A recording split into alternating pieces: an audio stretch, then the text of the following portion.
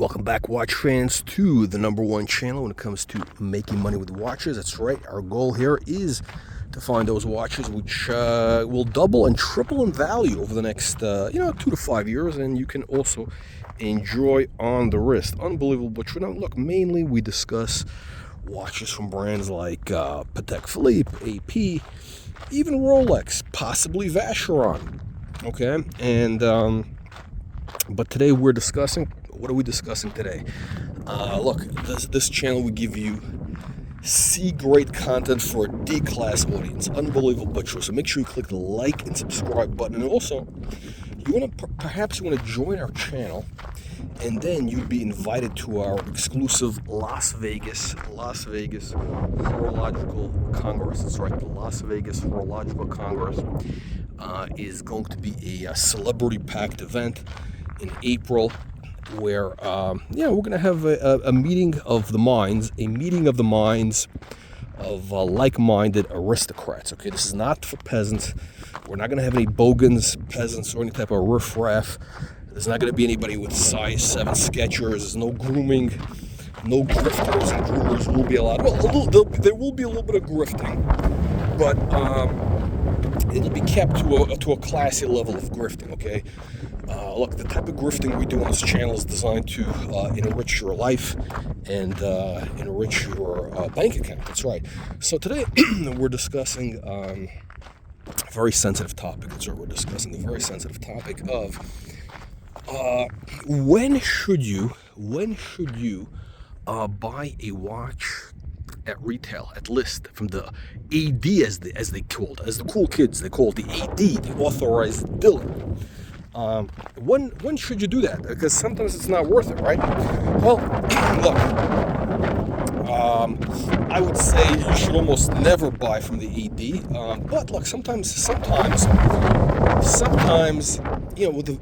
part of the thing about a watch, for a lot of times, if it's not your first watch, right? Or, you're a collector, whatever. So yeah, you're looking for specific things at the right price, as they say. But sometimes you buy a watch for psychological reasons, to mark a milestone. You want to kind of, reward yourself for achieving something, accomplishing a milestone, whatever it is. And at that point, you don't want to have this grubby experience of backpack dealers and dirt bags and various denizens with size 7 Skechers, guys who have massage tables in the back of their van, that type of thing, right? You don't even if the price is good, right? Sometimes those are some watches you can't really get them from the secondary market, right? You have to pay. You got to buy for the AD. So case in point is we have the Jacquard Road. Now look, this is an outlier watch. This is the only watch I've ever in my life purchased at retail. On other videos I talked about the reasons I got it, but we got a beautiful meteorite dial. And but here's the thing, I was at the dealer. Because look, sometimes I was just wandering around. I just happened to walk in, I just popped in, and sure enough, lo and behold, we're lost here in the desert. Literally. Hopefully we'll find the trail will lead us somewhere. But yeah, don't try this at home, guys. This is we're professionals here. Now, I walked into the dealer, and they had a Vacheron Constant, or as some of the peasants call it, Vacheron Constantine. Okay? And it was I'm not usually a fan of their watches. I respect what they do. They have some interesting things in there. But they're not really for me. Like I think they're modern watches that they do with that kind of gray dial with the see-through. I think that's pretty cool for for Vacheron. I saw what they had with it. They had I think it was the line was called Traditionnel, which is their patrimony. They got these weird names, which are so stupid. But it was a rose gold with a green dial, and wow, I gotta tell you something, what a beautiful watch. Rose gold with a green dial, and it was 38 millimeter, so actually slightly smaller than this. And I was like, wow, this is just what an amazing watch. Time only, dolphin hands, and it had a small sub-dial for the seconds, which is okay, as long as there's no giant second hand, which is a very, very peasant. But this watch had, the green dial was amazing, and so that was the thing that got me suckered in, right? And I'm thinking to myself, like, wow, like I'm tempted, and the price was like, well, low 20s. And I'm thinking, wow, this is like, and there's not really anything in the secondary market, right? There's really, a few, but they're all basically the same price. So in other words, like, it's going to be in the 20s, essentially. Like, there's no deep discount. The problem I have, the only issue I have with the Vacheron, these modern Vacherons, Vacheron is pretty much a, I don't know, it's kind of like a, I don't want to say it's like a Breguet, but it's a bit of a dead brand. I mean, they, I know they have a little bit of hype with their overseas and all that, but outside of that, they're kind of, I don't know, they're kind of floundering in my opinion. But this green dial was something really special. The only problem I have with it is the comps. Because if you look, the same watch, they do the same watch in a white dial, like a normal white dial, rose gold white dial. And it's boring as shit. Like, I would never look at that watch twice. But when you do it on the green dial, the green strap, and I love green. I love brown also. I love these, like, more richer colors, right? I'm not really that interested in, like, basic white dials. I have a few white dials, but generally speaking, I prefer some color. And I'm not interested in blue dials. Like, I have enough blue dials, right?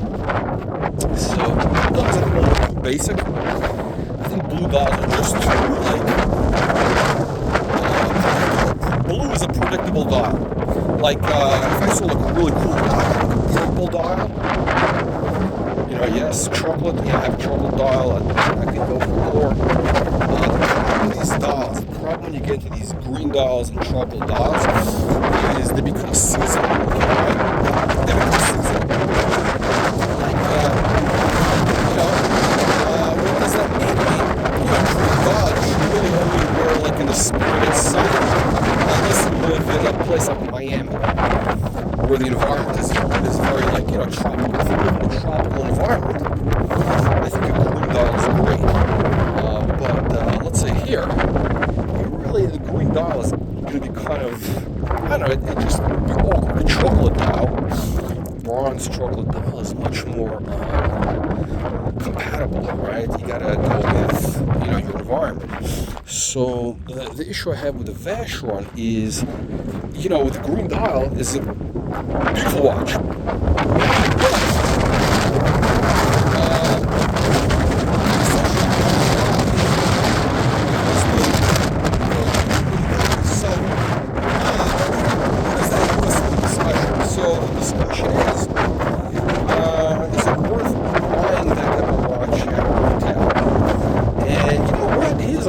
Most likely that watch, if you buy that watch today, let's say it costs you 25 grand,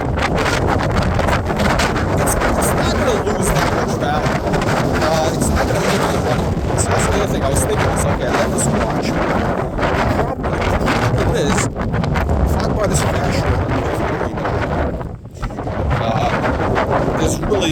there is no upside. It's basically dead money right now.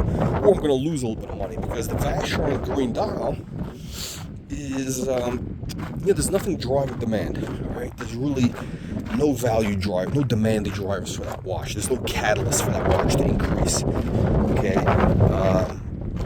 I think it was originally done for the China market, and then they rolled it out worldwide, but there's no catalyst for the watch, right? So imagine, spending 25 grand on a watch without having any upside. Now, sometimes it makes sense. Like, look, if you have, again, this channel, our whole goal is focusing on making money with watches, right?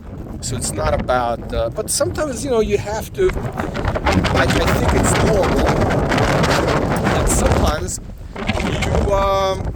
you have to buy a watch for emotional reasons. Like, one watch maybe is okay.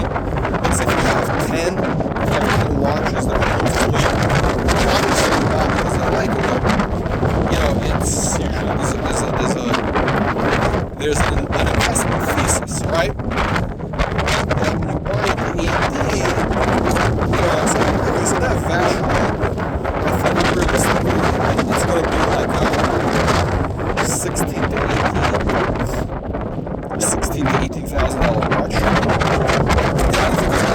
go up. In other words, it's going to probably drop to like 16 to 18. And, you know, you're going to wear it and you'll enjoy it for 10 years. And, you know, you'll get 16 or 18 grand for it. And you can actually be pretty lucky 20 years from now, 30 years from now, that watch will be worth, could be worth 30 grand in 30 years. So really, you're not making any money because, you know, if you put 20 grand into the bank at 5%, in 30 years, it's going to be worth like, how much? 50 grand roughly? 55 grand? 60 grand? Whereas compounded, right? Whereas the watch is basically dead money. So, you know, but look, sometimes, you know, you want something, you know. What's the point? You know, the whole point of money is to enjoy it, right? That's the whole point. It's not, you know, at some point you reach a level where, okay, you know, it's not going to make a difference. It's not going to change your life. The 20 grand is not going to make a major, you know, it's not going to be, you know, it doesn't really matter. It doesn't matter.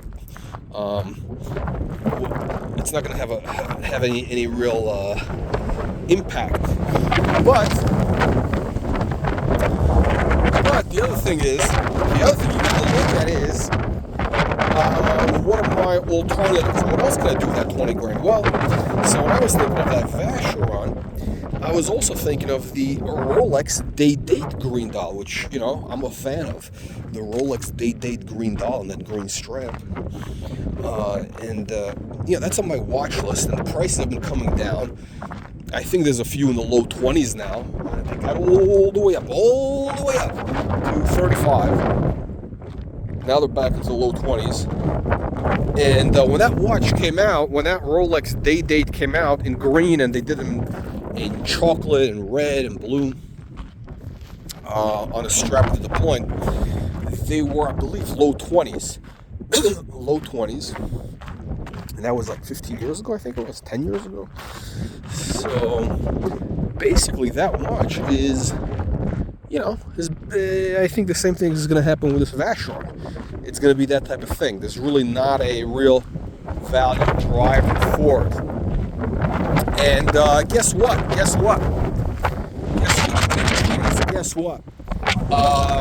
99% of the watches out there right now, Rolex, all that stuff, they're not going to go up anymore. I mean, there's not going to be that upside appreciation for modern watches. Okay, so get that through your head. You buy these modern watches. We had an outlier event during COVID. You had an outlier event where, you know, these modern mass production watches all of a sudden were going up in value, right? That's not going to happen anymore. I mean, yeah, you still have a couple of instances. You still have a couple of, you know, there's a handful of models that have a premium above list, right? Just a few models, like a Nautilus, you know, Royal Oak. But those, by the way, those are dropping by the day. Okay, and they're going to be non-existent in a few years. Okay, the premiums on Nautilus, Aquanaut, Royal Oak is going to be gone, because I think those watches also, people are moving on. They're moving on, and sophisticated collectors are going to other areas. So what's happening in the market is you have you got the people who got into it 5 years ago, let's say, right? Most likely they already got their Royal Oak, they got whatever it is that they wanted, right? So they're becoming more sophisticated. And now they're going into other areas. They're going to, you know, vintage, Patek Philippe Ellipse. They're going to Patek 3940 perpetual calendar, whatever it is. They're going to other areas. Or if they buy modern, they're going into, like, you know, sort of off the beaten path areas. You know, even Jacques Rose. You know, the demand is kind of evaporating. The demand is evaporating for those steel sports watches. It really is. So essentially, at this point, the way to make money, okay, this is kind of where we're going with this. And by the way, you should be clicking the like, subscribe button right now. the way you make money with watches now is you got to buy stuff that's been undervalued and is going to become appreciated again. And that usually means vintage watches. You know, when I say vintage, it could be, you know, anything from the 1960s up until 2005. We're talking about vintage, neo-vintage, right? And, you know, there's a bunch of interesting watches done in the early 2000s, let's call it, like 2005. Here's the thing, right? If you look at it, a generation is 20 years, right? A generation is 20 years. So, you know, if you go back to 2005, that's a generation. That's a generation back. So, I think that there's a bunch of watches made during that time that kind of fell through the cracks because you had the financial crisis of 2008 shortly thereafter. You had kind of a bit of you had a renaissance. You had a renaissance in the early 2000s. You know, the market was coming back in 2003, 4, 5, 6. People were making money with the real estate. You had the real estate market. People were going crazy with the real estate in 2006, 5, right? Places like Vegas, Phoenix, prices like, I don't know, went to the moon. People were like speculating. I mean, you had waitresses buying, 4 or 5 houses at a time with, these fugazi mortgages, right? Ninja loans, they called them, right? No verification. So, that speculative fervor all just boom, it just disappeared in 2008. But you had a lot of people, there was a lot of money floating around around 2005, and there was the watch brands were producing some interesting things. Even a brand like what's his name? Roger Dubious, as we like to call him, Roger Dubuis, but we'll call him Dubious. I think Roger Dubious could be one of these brands that could be rehabilitated, just like Frank Muller, early 90s, could be rehabilitated, right? So that's what I'm talking about. There's going to be some of these counter trends inside of the big thing, but the modern watch market pretty much is dead. So the only time you should buy a modern watch from AD right now is if you're going to wear it for the next 20 years, and you're not going to worry whether it loses money or it makes you money. Okay, forget about that. It's not going to make money. Okay, bottom line, your new watch you buy from the AD, it should be for enjoyment. Okay, there's no more. That's I don't want to sound like the grifter from Miami, that hubcap thief, because he's wrong. The watch market is not dead. The hype market is dead. That era is over. Okay, it's kind of like the real estate era. The speculative fervor of 2005, that era is over. But there was always money to be made in real estate. Even in 2010, there was money to be made in real estate. Right? You just got to buy. You got to buy undervalued stuff. That's what this channel is all about. All right, so make sure you leave the comments below, and we'll see you in the next one.